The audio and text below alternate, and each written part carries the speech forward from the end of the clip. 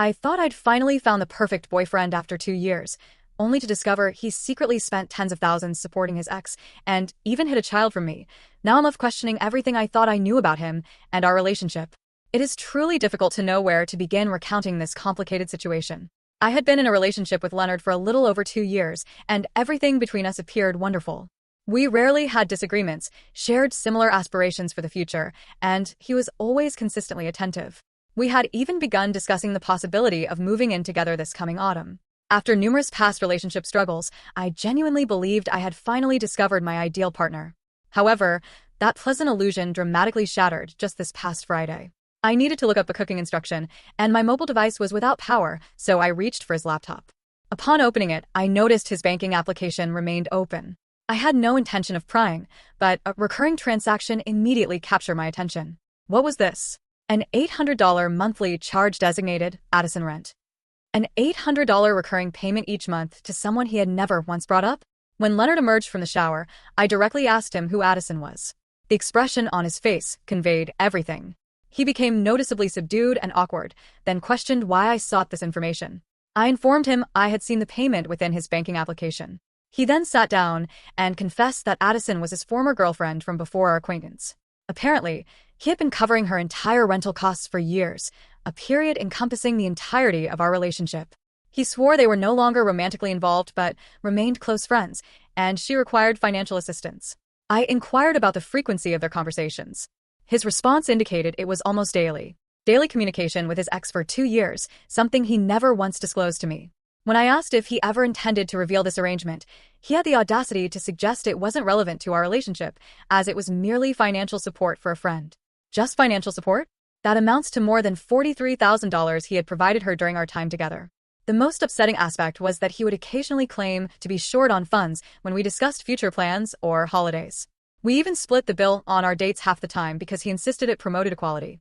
Meanwhile, he was dispatching nearly $2,000 monthly to his ex. I felt utterly foolish. I instructed him to vacate my apartment immediately. He continuously tried to offer explanations, asserting I was overreacting and that there was a broader context. I simply did not care what the context was. Concealing a connection with an ex for 2 years while financially supporting her was all the information I needed. After his departure, my phone became flooded with his text messages. Dozens of communications about my supposed misunderstanding of everything, how he should have informed me sooner, how the situation was not as it appeared. I blocked his number that evening. The next day, this man possessed the nerve to appear at my workplace with flowers. I declined to speak with him and told him to leave, or I would summon security. My colleagues were all observing, but I was indifferent. He finally departed when my manager intervened. That night, he sent me a lengthy explanation via text, which I deleted unread. Subsequently, he began contacting my acquaintances, attempting to persuade them to convince me to communicate with him. Fortunately, they all instructed him to back off. For the following week, I simply concentrated on processing the entire ordeal. I mentally reviewed our relationship, searching for any indicators I might have overlooked. There were indeed instances when he was unusually protective of his phone or would step away to answer calls. I had dismissed these occurrences because I trusted him. What a fool I had been. I spoke with my closest friends, who unanimously agreed I had made the correct decision by ending things immediately. My friend Samantha even commented that she had always found Leonard to seem excessively perfect and had suspected something was amiss. A useful observation, Sam, but rather belated. The sole individual who did not immediately side with me was my sister, Holly. When I informed her of what had transpired, she hesitated and questioned whether I possessed the complete narrative. She suggested there might be a legitimate rationale for the arrangement that I hadn't allowed Leonard an opportunity to explain. I reminded her that irrespective of the reason, he had concealed this significant financial and emotional commitment from me for 2 years. That, I asserted, was unforgivable. Yet, after 3 weeks of no communication, Holly's remarks continued to echo in my mind. What if there truly was more to the story? Not that it would alter my decision to separate from him, but perhaps it could help me comprehend how I had been so thoroughly deceived. I unblocked Leonard's number and promptly received several new messages from him. The most recent one simply inquired if we could meet in person so he could clarify everything. He stated he possessed documentation that would provide greater clarity. Documentation? What kind of explanation necessitates documentation? Against my better judgment, I consented to meet him the following day at a coffee shop near my apartment. I made it unequivocally clear this was not about reconciliation. I simply desired closure. Now, I sit here pondering if I am making a significant error by even allowing him the chance to explain. A part of me wishes to cancel, but another part desperately needs to ascertain the full truth. At the very least, I want to understand how someone I believed I knew so intimately could lead such a duplicitous existence. So, Reddit, am I being foolish for agreeing to meet with him? Should I simply move on without closure?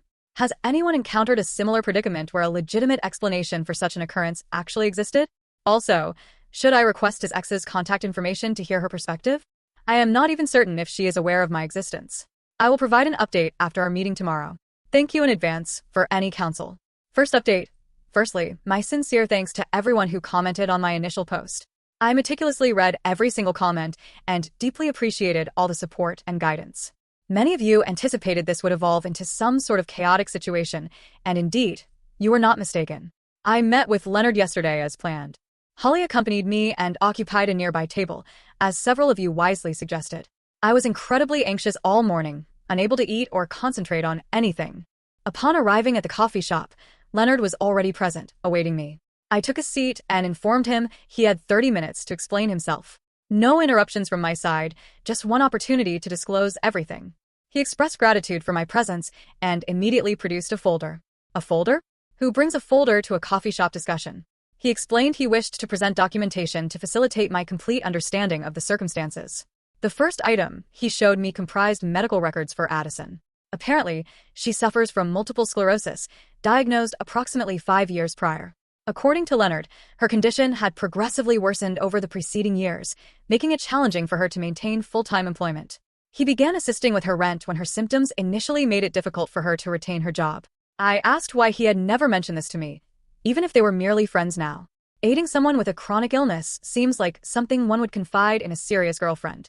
His response was that previous romantic partners had left him upon discovering his ongoing financial commitment to Addison. He feared losing me in the same manner, so he continuously postponed informing me until the deception became increasingly difficult to justify. I told him that was completely illogical. If multiple women had ended relationships over the same issue, that should have been a clear indication that honesty from the outset was the appropriate course of action. The fact that he persisted in making the identical error in relationship after relationship demonstrated he was fully aware of his actions. Leonard conceded I was correct, admitting he had mishandled everything terribly. He claimed he had genuinely fallen in love with me and was apprehensive of ruining our connection. The longer our relationship progressed, the more challenging it became to come clean, as he knew I would react precisely as I did. I asked him directly how often he actually saw Addison in person. This is where the situation became even more convoluted. He visits her approximately once a month. All those supposed business trips and college friend reunions were, in fact, visits to see her. Every single one was a fabrication. At this juncture, I was prepared to depart. The extent of his deceit was simply too overwhelming, but he requested me to wait, stating there was something further I needed to comprehend. He extracted another document from his folder. It was an insurance form listing dependents. Addison was listed, but so was an individual named Ben. When I inquired about Ben, Leonard became very quiet, then uttered, "He's my son." A son? A child he never once mentioned during our 2 years together? I was utterly speechless. Leonard elucidated that Ben is 6 years old. He and Addison had already separated when she discovered her pregnancy. They attempted to make their relationship work for a period after Ben's birth, but ultimately concluded they were incompatible as a couple. When Addison received her MS diagnosis a year later, Leonard pledged to support them financially. I asked about his involvement in his son's life. He admitted he only sees Ben during those monthly visits. He doesn't even communicate with him by phone between visits because he worried I might overhear. This revelation enraged me. He was neglecting his connection with his own child to sustain his falsehoods to me. I asked Leonard directly if Addison knew about me. He asserted she did, claiming he had informed her about our relationship early on. I remain unsure whether to believe this, as he has proven himself to be quite a proficient liar. By this point, Holly had observed our conversation growing intense and moved to a closer table. I was grateful for her presence, feeling completely overwhelmed. I informed Leonard I needed time to process everything and departed. Holly followed me out, and we went directly to her apartment, where I essentially broke down. Discovering Addison was troubling enough, but uncovering that he had a child he concealed from me, that is on an entirely different plane. Holly was as astonished as I was. She had encouraged me to hear him out, but even she had not anticipated such a significant revelation. She inquired about my plans, and honestly, I still do not know. I spent the entirety of last night contemplating the situation from every conceivable angle. The fact that Leonard is supporting his child and the child's mother, who suffers from a serious illness, renders the financial arrangement more comprehensible, but the deception remains enormous. What kind of individual lies about being a father? What kind of father only sees his child once a month and pretends he doesn't exist for the rest of the time? The more I reflect on it, the more disturbed I am by Leonard's conduct toward his son. This morning, I awoke to additional text messages from Leonard, inquiring if we could speak again. He claimed there was still more to the situation that I needed to grasp. I disregarded his texts and resolved to conduct some investigation on my own. I searched for Addison on social media and located her Instagram profile.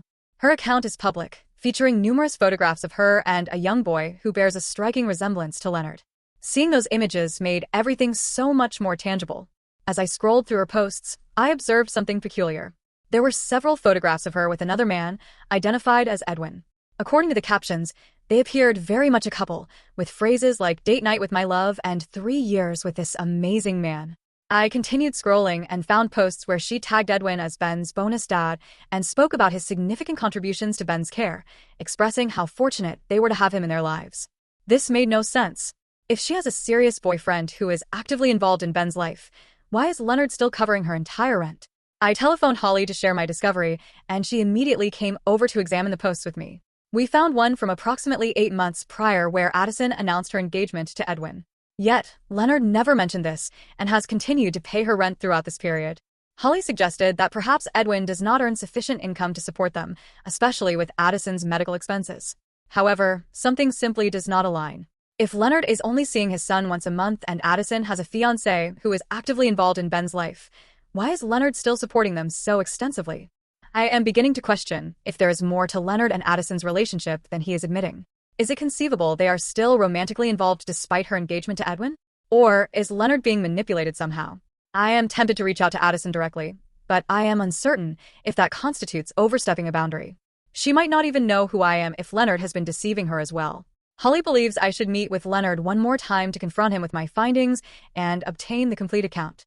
I agreed to meet Leonard tomorrow. I am bringing printouts of Addison's social media posts to challenge him with. I want to ascertain precisely what his relationship is with Addison, why he is still fully supporting her financially when she has a fiancé, and most importantly, why he deemed it acceptable to conceal his son from me for 2 years. I will provide another update after I meet with Leonard tomorrow. Currently, I am simply attempting to brace myself for whatever new shocking revelation he might present. Edit. So many comments already. Thank you for the support, everyone. To address some frequently asked questions, yes, I verified that Addison's MS diagnosis is genuine based on the medical documents Leonard presented. The dates and details appeared legitimate. Several individuals have suggested that Leonard might be concealing even more children or secret families. I honestly do not believe that is the case. He genuinely appears distraught about our separation, but then again, I clearly did not know him as thoroughly as I presumed. To those asking why I do not simply disengage, you are probably correct. However, after 2 years of building a life with someone, it is challenging to simply depart without understanding what truly transpired. Many of you are suggesting Addison might be blackmailing Leonard, or that their child might not actually be his. These are possibilities I had not considered, but I am not jumping to conclusions yet. I wish to hear what he has to say about the fiancé situation first. Yes, Holly will accompany me again tomorrow as backup. We are meeting in the same public coffee shop. Edit 2. A few individuals have highlighted that I might be focusing too much on the financial aspect and not enough on the fact that Leonard neglected his parental responsibilities. You are absolutely correct. Whatever his arrangement with Addison, the fact that he was willing to minimize his relationship with his own child simply to preserve our relationship is profoundly unsettling. What kind of father behaves in such a manner? Edit 3. To the people suggesting I am overreacting and should give Leonard another opportunity because he was merely trying to protect his family. Are you serious? He lied about having a child for 2 years while seriously dating someone he claimed to desire a future with. That is not protecting anyone. That is selfish and manipulative. Second update. I am back with another update, and somehow the situation continues to grow more convoluted. So I met with Leonard yesterday as planned. Holly accompanied me again and sat at a nearby table. I brought printouts of Addison's Instagram posts illustrating her relationship with Edwin, prepared to confront Leonard about why he is still financially supporting his ex when she clearly has a fiancé. Upon my arrival, Leonard already had his folder of evidence laid out again. Before I could even introduce what I had discovered, he launched into further explanations about his arrangement with Addison. He stated he wished to clarify some points from our last conversation. I interrupted him and placed the Instagram printouts on the table. His expression upon seeing the pictures of Addison and Edwin together was complex. He did not appear precisely surprised, more like resigned. I asked him directly why he never mentioned that Addison had been in a serious relationship with another man for 3 years and was now engaged. If Edwin is serving as Ben's bonus dad, why is Leonard still covering their entire rent? Leonard remained silent for a minute, then explained that Edwin is not financially stable. Apparently, he is a struggling musician who barely earns enough to support himself, let alone Addison and Ben. Leonard asserted he continues paying the rent because he desires Ben to have a stable home environment, especially given Addison's health challenges. I asked why he could not simply pay child support like a typical divorced parent instead of covering their complete housing expenses. His answer was that conventional child support would be insufficient considering Addison's medical requirements and inability to work full-time. He claimed he and Addison had established this arrangement years ago, and Edwin was aware of it when he became involved with her. This explanation possessed some logical coherence, but it still did not justify concealing everything from me. I informed Leonard as much, and he concurred. He admitted he had handled everything dreadfully and that keeping his son a secret was inexcusable. Then he delivered another bombshell.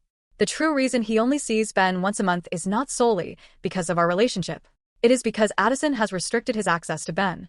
According to Leonard, when Addison first fell ill, she became intensely protective of Ben and worried about Leonard taking him away from her if she became unable to adequately care for him. She essentially informed Leonard she would only accept his financial assistance if he agreed to limited visitation on her terms. Leonard was so concerned about Addison and Ben's stability that he assented. Over time, this arrangement became more deeply established. When Edwin entered the picture, Addison became even more stringent about Leonard's involvement. Leonard presented me with text messages from the past year where he repeatedly requested to see Ben more frequently or have him stay overnight, and Addison consistently offered excuses or outright refusals. I asked why he did not fight for greater access to his son through legal channels. He stated he feared that if he pursued legal action, Addison might completely sever his connection with Ben or relocate. He also worried that the stress of a custody battle would exacerbate her MS symptoms. So, he continued paying the rent and accepting minimal visitation to maintain peace. He retrieved a small notebook from his folder and handed it to me. It was filled with drawings, notes, and short stories, a journal he had been maintaining of every interaction with Ben since his birth. Alongside the entries were photographs of them together at various ages. Seeing this affected me deeply. Leonard might have hidden Ben from me, but he clearly cares profoundly for his son. The journal entries were poignant, full of things Ben had said or done during their limited time together, and Leonard's hopes for their future relationship. There were also notations about gifts he had sent, phone calls they had when Addison permitted it, and milestones he had missed. I asked Leonard why he was showing me this. He replied that he wanted me to understand that while he made the terrible error of concealing Ben from me, he was not a father who abandoned his child. He was attempting to navigate an impossible situation where maintaining financial support and limited access seemed preferable to risking no relationship at all. By this point, I was utterly overwhelmed. I told Leonard I needed to step outside for some fresh air. Holly noticed and followed me. We sat on a bench outside the coffee shop while I tried to make sense of everything. Holly highlighted something I had not considered. What if Leonard was being manipulated? The arrangement he described sounded potentially coercive, with Addison essentially holding access to his child hostage in exchange for financial support. While that did not excuse Leonard's deception towards me, it presented his predicament in a different light. After speaking with Holly, I returned inside. I informed Leonard I needed to comprehend the complete picture, which meant I wished to speak with Addison directly. I half expected him to panic at this suggestion, but instead, he appeared relieved. He stated he had been hoping I would want to speak with her, as it might help me grasp the complexity of the situation. He offered to arrange a meeting, but I declined. If I was going to communicate with Addison, I wanted to do so without Leonard's involvement. I asked for her phone number instead. Leonard hesitated, then provided it to me, saying he would text her to let her know I might contact her. I left the coffee shop feeling more perplexed than ever. Concealing a child from your serious partner for 2 years is not something one simply overcomes. When I arrived home, I debated whether to actually contact Addison. What would I even say? Hello, I am your ex's girlfriend who just discovered your existence and your son. It felt incredibly awkward, but I needed to hear her account of the story. I finally mustered the courage and texted her that evening, introducing myself and inquiring if we could converse. To my surprise, she responded almost immediately, stating she had been expecting to hear from me. We arranged to meet the following afternoon, today at a different coffee shop closer to her neighborhood. I was a nervous wreck all morning. Holly offered to accompany me again, but I decided this was something I needed to undertake alone. Upon arriving at the coffee shop, I immediately recognized Addison from her photographs, slender, pale, but still attractive. She was alone, thankfully. I was not prepared to meet Ben or Edwin. Our conversation was intense. Addison confirmed much of what Leonard had told me, but with some crucial disparities. Yes, she has MS. Yes, Leonard covers their rent. Yes, Edwin is her fiancé and has been a part of her life for 3 years. However, according to Addison, Leonard's limited access to Ben was his choice, not hers. She claimed she had repeatedly invited him to be more involved in Ben's life, but Leonard consistently offered excuses about work or other commitments. She showed me text messages where she invited Leonard to Ben's school events or offered additional weekend visits, which he had declined. These messages were from the exact same time period as the texts Leonard showed me, where he was purportedly pleading for more time with Ben. The contradictory evidence left me utterly confounded. One of them is lying, but which one? Addison also claimed that while Leonard did inform her he was seeing someone new, he portrayed it as unserious and requested her not to mention me if we ever happened to meet. This directly contradicts Leonard's assertion that she knew the gravity of our relationship. The most unsettling part came when I inquired about the financial arrangement. Addison stated Leonard initially offered the rent payments when she was first diagnosed, which aligns with his story. But she claims she has attempted to reduce his financial obligation several times, especially since meeting Edwin, yet Leonard insists on maintaining the arrangement. According to Addison, Leonard has repeatedly told her that he desires to provide this level of support and would be hurt if she rejected it. She admitted the money has been vital, particularly with her medical expenses, but said she has become increasingly uneasy with their arrangement as her relationship with Edwin has grown more serious. When I asked why Edwin does not contribute more financially, Addison confirmed he is a musician with limited income, but stated he contributes what he can. She seemed embarrassed discussing their financial situation, which felt genuine to me. By the conclusion of our conversation, I was even more confused than before. Either Leonard is manipulating both me and Addison, or Addison is manipulating Leonard and now attempting to manipulate me as well. Or perhaps they are both being dishonest about certain aspects of the situation. I left the meeting with Addison feeling completely drained. On my way home, I received a text from Leonard asking how things went with Addison. I did not respond. I needed time to process everything. When I arrived home, I discovered a package awaiting at my door. It was from Leonard. A USB drive accompanied by a note stating it contained additional evidence I should review. I plugged it in and found years of text exchanges between Leonard and Addison, plus more text conversations, financial records, and even recorded phone calls, which I am not sure are even legal. I have spent the entire evening reviewing these records, and they paint yet another portrayal of the situation. In some exchanges, Addison does appear to be restricting Leonard's access to Ben. In others, Leonard seems to be the one limiting his involvement. The financial discussions reveal both of them alternatively pushing for more or less support at different times. I honestly no longer know what to believe. Both Leonard and Addison appear to be manipulating the narrative to suit their own ends. The only innocent party in all of this is Ben, who is caught in the middle of whatever game these two are playing. I texted Holly everything I discovered, and she is coming over tomorrow to assist me in sorting through it all. She believes I should confront Leonard with the contradictory evidence and observe his reaction. I have agreed to meet Leonard one final time tomorrow evening. After that, regardless of what he says, I think I need to remove myself from this entire predicament completely. I will update after our final meeting. Thank you all for your support through this chaotic situation. Edit. So many questions in the comments. I will try to address the most common ones. Yes, I confirmed Addison truly does have MS. The medical documents appeared legitimate, and she mentioned specific treatments and symptoms that would be difficult to feign. Many of you have suggested that Leonard and Addison might still be romantically involved. I considered this as well, but after meeting Addison and witnessing her with Edwin in photos and her clear affection when speaking about him, I do not believe that is the case. Several people have suggested that Leonard might be Ben's sugar daddy, rather than his actual father. I do not think that is the case. Ben looks exactly like Leonard, and both Leonard and Addison acknowledge the paternity. To those saying I should simply disengage, you are probably right. But after 2 years of building a life with someone, it is hard to just leave without understanding what happened. Edit 2. Meeting Leonard in a few hours. I am bringing all the evidence from both sides and demanding forthright answers. I will update tomorrow. Last update. Hello Reddit. This is the final update on this entire ordeal. Thank you, everyone, for your support through all this madness. I met Leonard last night for what I had decided would be our concluding conversation. Holly accompanied me but remained in her vehicle outside. I wanted to handle this myself, but also to have someone nearby just in case. I brought all the evidence. Addison's texts, Leonard's texts, all their divergent accounts, and that message where he explicitly asked her to corroborate his story. When Leonard arrived, I placed everything on the table and informed him I desired the complete truth. No more evasions or omissions. I told him this was his final opportunity to be honest.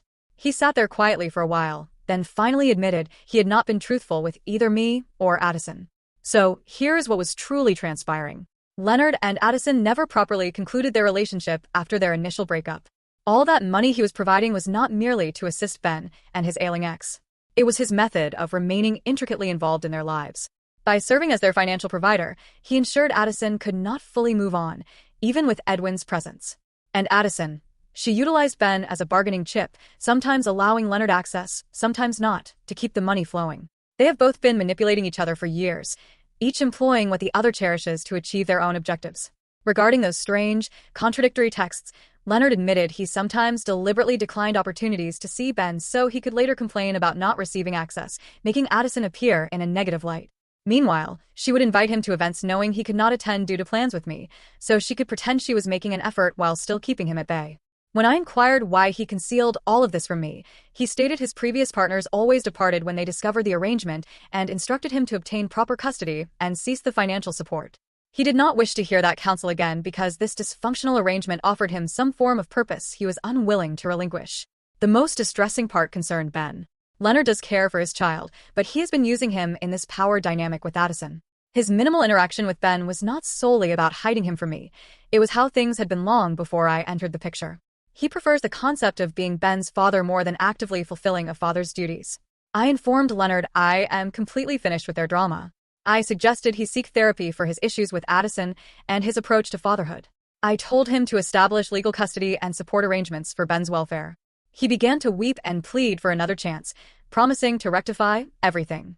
It was too late, however. Trust has vanished, and frankly, I want no part of their chaos.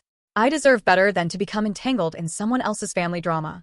I texted Addison afterward to convey I would not contact her again. I wished her well with her health and engagement to Edwin and expressed hope they would discover a healthier way to co-parent Ben. She simply replied with thanks and an apology for everything.